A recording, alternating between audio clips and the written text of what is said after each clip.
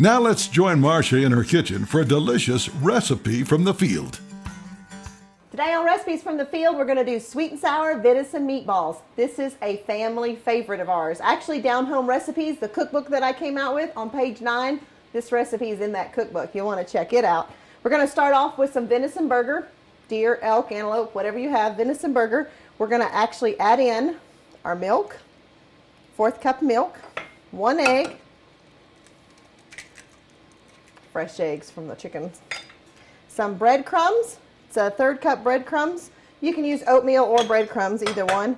A little bit of onion flakes and about a tablespoon of Worcestershire. My family loves Worcestershire, so I give a little extra love on the Worcestershire. We're going to take all this, mix it all in. Forgot the salt and pepper.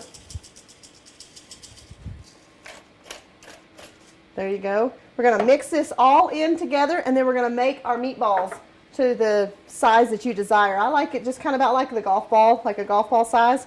It's not it evenly cooks really good, and then whenever you put it in with the sweet and sour sauce, it makes it great. You can use it for a meal, serve it like with some rice, or you can, and stir fry vegetables, or you can use it. It's a great appetizer for sweet and sour meatballs. Again, it's one of my family favorites. If we're going somewhere and going to show up in hunting camp, everybody always asks for us to bring this. We got this meat mixture all done. Just kind of just pretty much forming them into a meatball. We've went ahead and got the oven on, bake at 350. So it's warmed up and preheated and ready to cook these meatballs.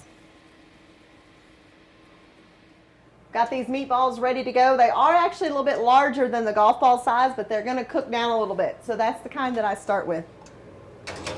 Put those in 350. I'm going to let them cook. Try to only turn them once to get that brownness, and then that way they won't crumble. They'll stay together good. Going to let those cook, then we're going to do a sauce.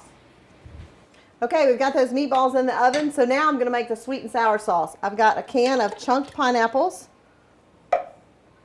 Got some vinegar, soy sauce, cornstarch, make it thicken a little bit, and the brown sugar.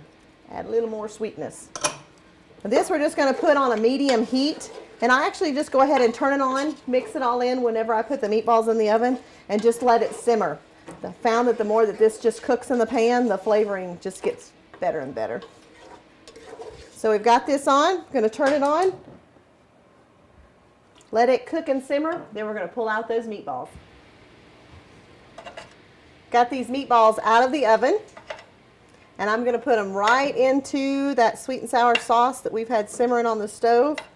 I like to add the meatballs to the sauce at least for 30 minutes before serving. Let all that meat get all that good juice in there. The thing about this is once you put the meatballs in the juice, you want to be careful not to stir like you would a soup because it'll break down those meatballs. To keep the form and their shape, just kind of take the sauce and kind of pour it on top of the meatballs. And stirring it just lightly, just kind of more like flipping them over there. Okay, we've got these meatballs in the sweet and sour sauce. They've been simmering here. Ooh. Actually, they are just a little big for an appetizer, so you could make them smaller if you like. Tell you what, that is some good meatballs right there.